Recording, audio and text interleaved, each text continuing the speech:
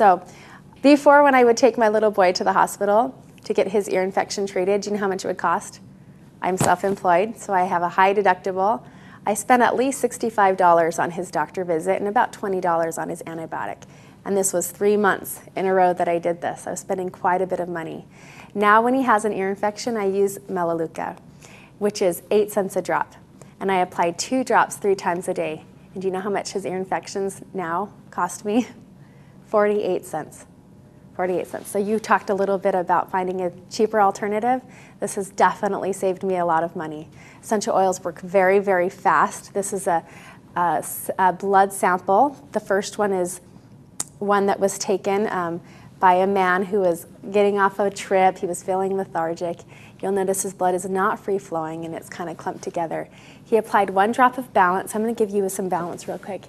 You can experiment with it. What I want you to do is I want you to put Balance just on one of your wrists. And you're going to actually see your blood oxygenated and compare it to the other one. And after 30 seconds of applying Balance essential oil to the bottom of his feet, this is what his blood looked like. That next picture right there. 1 drop of essential oil can actually service every cell of your body within about 20 minutes. So the effects are quite dramatic and quite instant.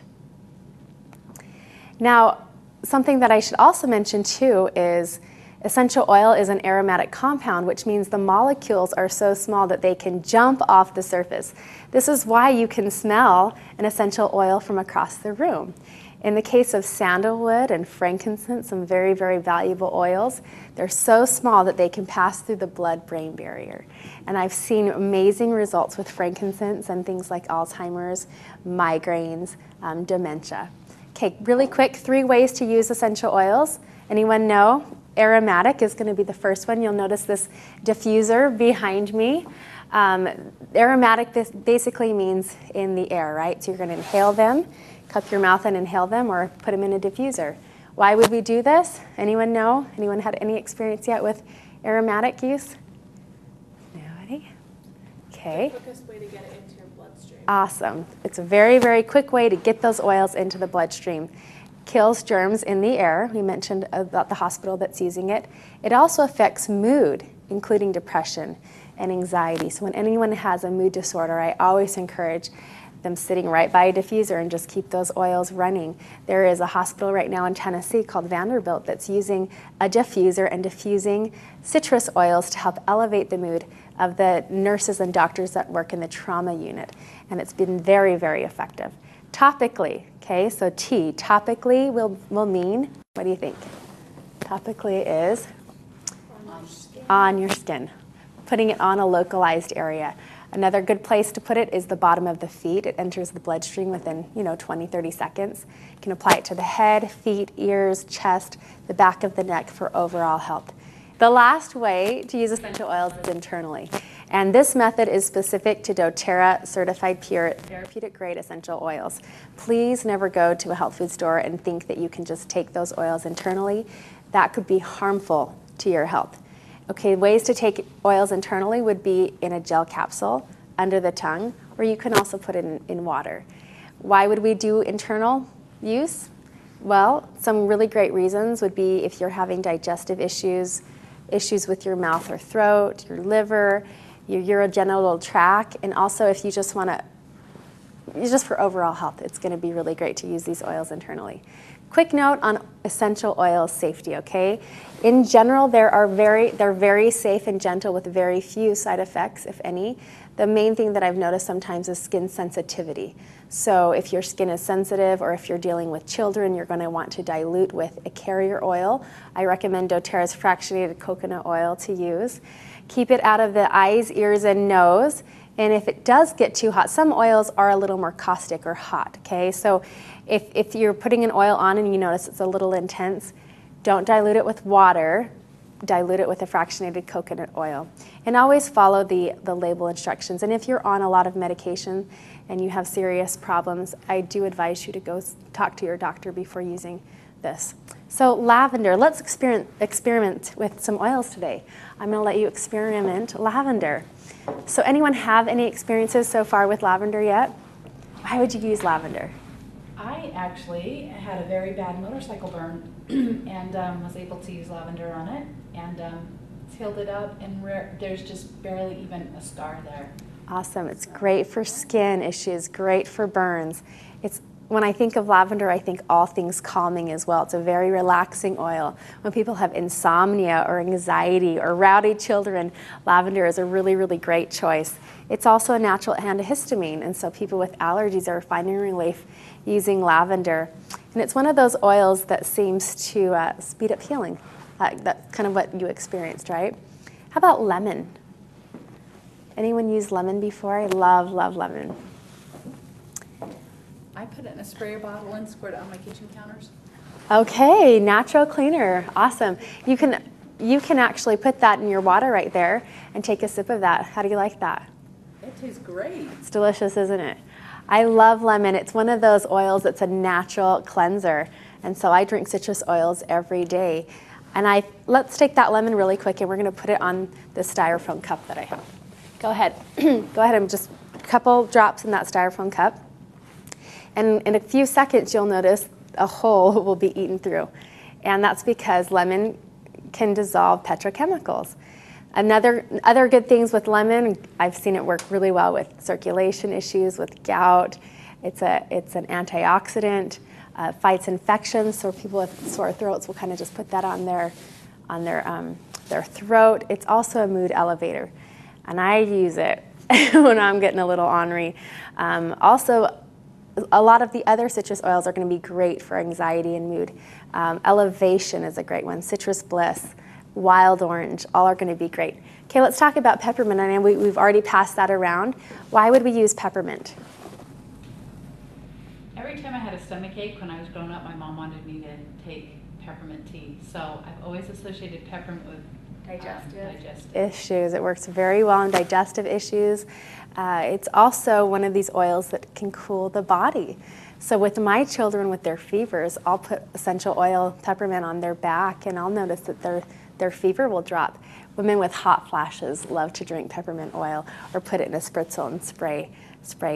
Also with allergies or sinus congestion, it works really great too. And with pain, I love essential oil for my headaches. I'll use peppermint sometimes. Sometimes I'll use a blend called Past Tense that doTERRA has that helps with migraines. Wintergreen is going to be another great choice for pain, as well as rosemary. So what I love about essential oils is there's always options too. So maybe you try peppermint and it doesn't work that great. Use something else. Find the oil that's going to work for you. Okay, On Guard. Let's talk really quickly about On Guard. It's one of my favorite oils.